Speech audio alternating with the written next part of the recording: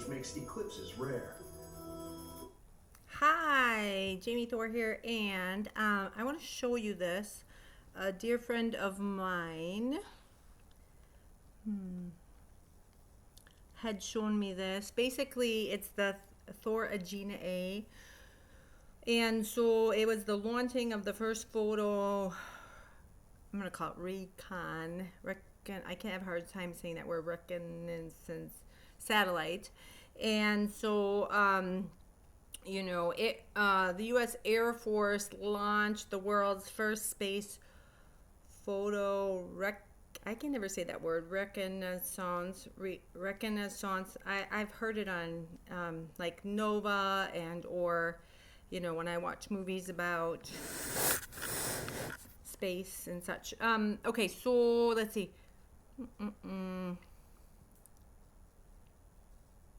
Hard word for me to say. Okay. So let's see, using a rocket like the Thor Agena A on display. These satellites, secretly codenamed Corona, took pictures of the Soviet Union's bomber and missile bases during the Cold War, which is, I'd have to double check, but certainly during Ronald Reagan's presidential term. And I have it like seared in my brain. I must have seen it more than once. But when President Reagan said, "Mr. Gorbachev, tear that wall down," and Germany became one. Okay, and then Soviet bomber and missile bases during the Cold War. The United States Air Force and the CIA jointly managed Corona, which was known to the public as the Discover Research Satellite Program. How cool is that? Right? So it's just kind of, I get a kick out of this sometimes, folks, because if you've been watching my channel, I have substitute taught quite a bit. It's kind of ironic because I had wanted to be a college professor when that was like my dream. And so, as a matter of fact, I had multiple huge, like big, hairy, audacious dreams, and that was one of them. So, and I had multiple of them for all of you people that are studying in your bachelor degree, in your 4-year degree. Yeah, I started out wanting to do computers, be a computer scientist, and then pretty much got blocked by a math professor who insisted that I had a learning disability. And I think I had to take the guy 3 times, and he was from India, and really, honest to goodness, the guy was nothing but unhelpful for me, but he insulted me.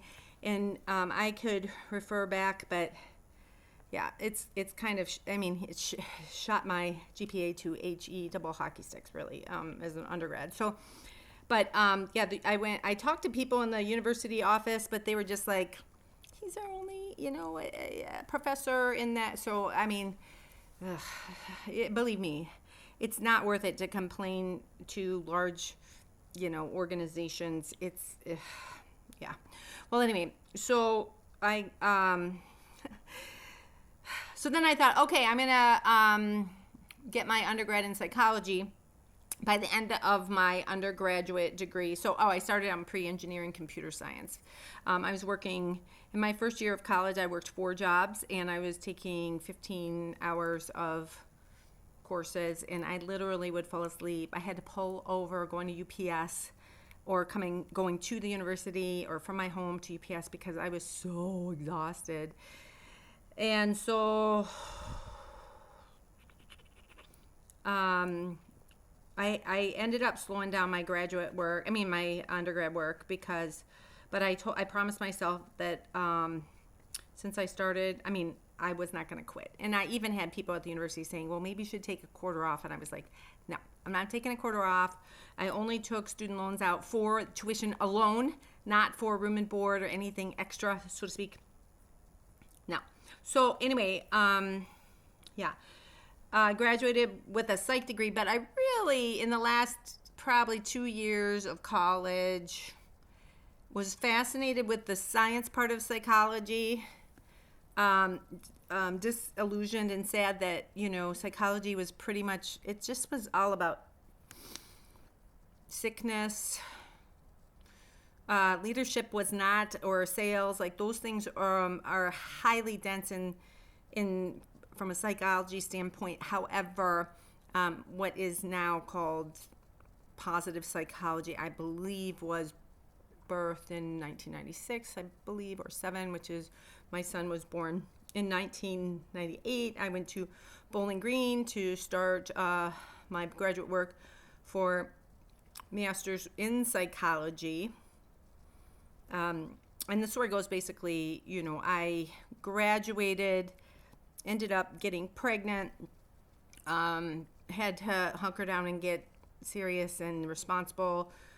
So I had to change my plans. My plans were to graduate, go out and spend a summer in New York, in Rock Hill, New York, and then zip over to and just move by myself to Montana, Missoula. And I wanted to work. I was planning on working to get into their program, or I don't know. I can't remember if I'm not sure. I think I was like still in the process of researching if they had an anthropology program. I feel like they did, like a post grad doctorate level. So anyways, so yeah, I thought, okay, so somebody at my employer had urged me, and I started taking a class at BGSU, Bowling Green State University, which is a local university here, and it was rough. I did not like it. I did an overview of the whole field of psychology. Everything was, let me think, I'm going to try to go from like the worst to the like most mild, but like borderline personality disorder, or schizophrenia, or bipolar, or depression, post-traumatic stress, anxiety, all this stuff, and nothing positive, like no positivity. And so I took one semester. This lady was amazing. My professor was a doll. She was so nice and so kind to me, and she was like, "You make a great psychologist." But I was like, yeah, no, I just knew, I just couldn't emotionally, I emotionally couldn't handle. Plus, I didn't want to study sick people.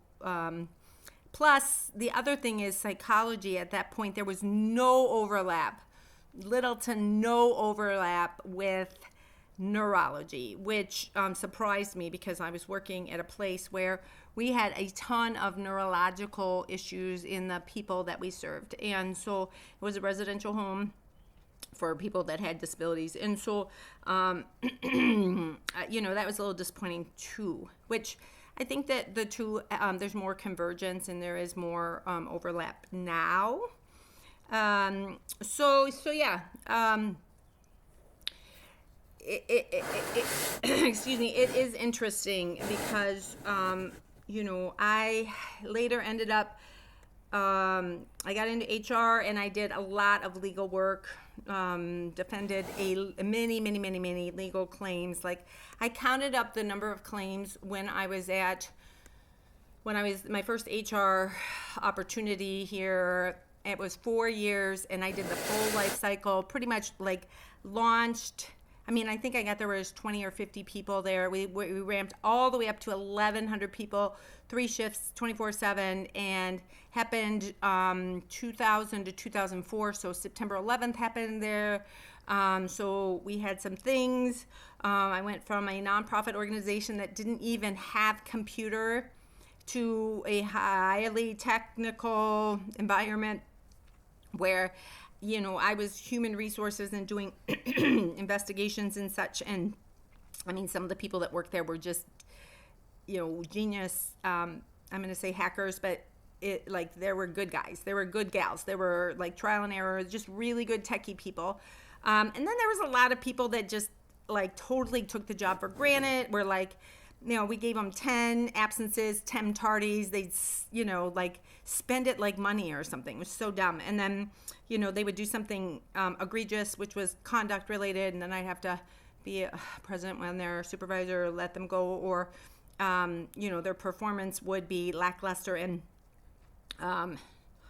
or, yeah, it was pretty hard. We didn't really have a lot of dismissals because of performance, but, I'll tell you, our center director tried though. Woo! Created the scorecard, just really thought, wow, just thought a lot of himself. So yeah.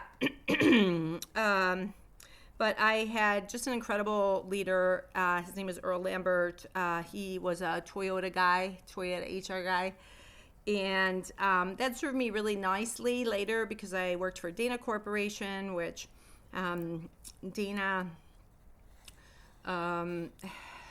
they had a university internally. They had data credit. They had training. They had, they called it the Dana way rather than the Toyota way. And Kasian, I think I was reading Peter Sengi's big chunky book on all these just in time all these manufacturing tactical and strategic ideas. And so, but when I was there at Dana, my boss, we had a total 100% turnover from the CEO all the way down to me, which was, I don't know how many layers, a lot. And my new boss said I wasn't smart enough. She wouldn't sign for me to get my master's degree. And so I had been working with another gentleman in another department, one of the VPs, and he was like, well, just bring it to me because, like, first of all, who is she to judge you like that? But secondly, it was just so against Dana's culture to, like, stop block people. And, Dana had its own internal university and training, and plus I had centralized, not single-handedly by any means, but just had a dynamic and wonderful medical team to work with. And we centralized in labor VP of labor relations, and we created a very dynamic disability program. And the nurse that was working with me was just, to me, like genius. She had been in Saudi Arabia for like 10 years. She was an emergency room nurse. I don't think she was emergency room. I think if my memory is serving me correctly, it was cardiology. I don't know. I don't remember what her nursing, but she had just a tremendous amount of experience. Long and short of it, I ended up getting an executive MBA degree, but I was waffling between law, MBA.